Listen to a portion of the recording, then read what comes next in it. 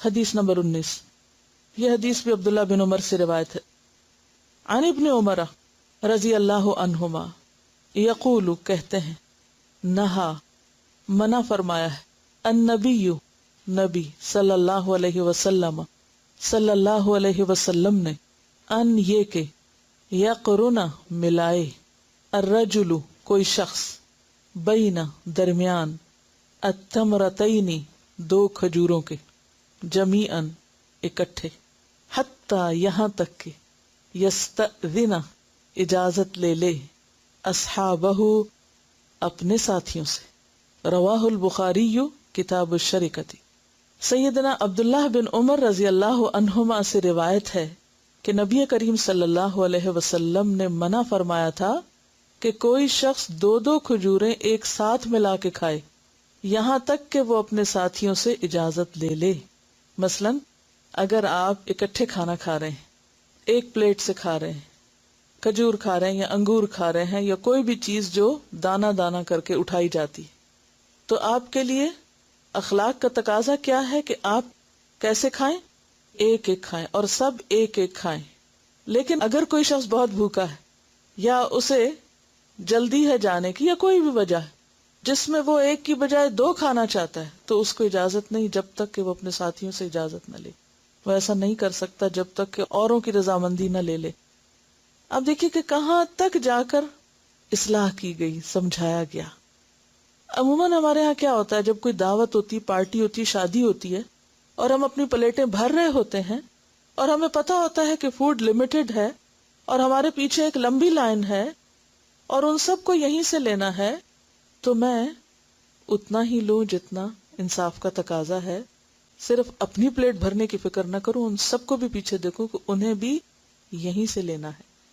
اسی طرح جو لوگ اکٹھے رہتے ہیں، مثلا ہاسٹل میں بچیاں اکٹھی رہتی ہیں، اگر ایک ڈونگے سے سالن ڈال رہے ہیں اور پتا ہے کہ 10 لوگ ہیں اور 10 بوٹیاں ہیں، اب ایک شخص جو پہلے شروع کر رہا ہے وہ اگر 2 ڈال لے اور آخری والے کے حصے میں ایک بھی نہ چھوڑے تو یہ کیا ہے؟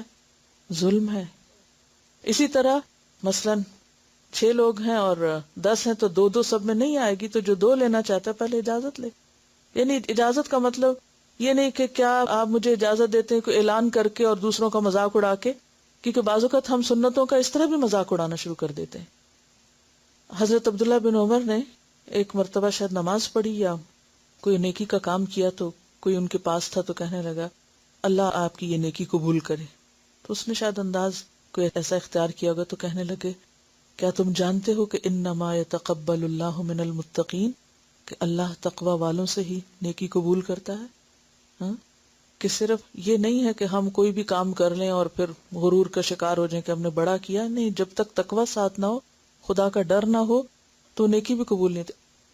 ویسے تو آپ یہ شو کر رہے ہیں کہ آپ حدیث پہ عمل کر رہے ہیں اور آپ اونچی آوازیں مذاق اڑا کے دوسروں سے پوچھ رہے ہیں، اور تقوی کہاں گیا؟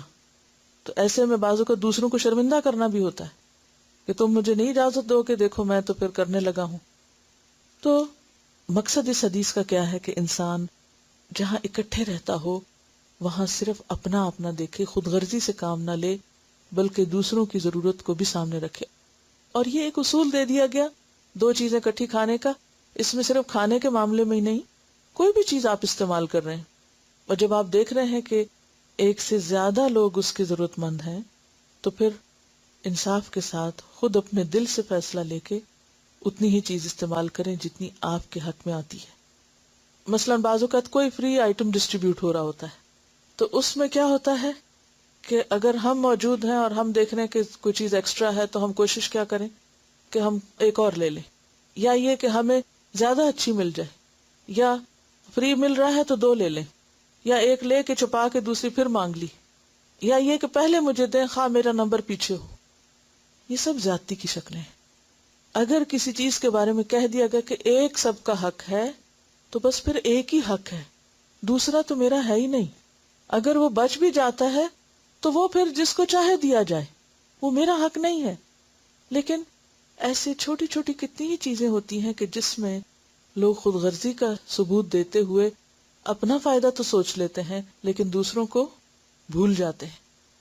تو ہمیں ان کو بھی نہیں بھولنا جو ہمارے ساتھ بیٹھے ہوئے، اور ان کو بھی نہیں بھولنا جن کا حق اور حصہ ہے اس چیز میں جو اس وقت ہمارے ساتھ نہ ہو، کسی وجہ سے غائب ہوں.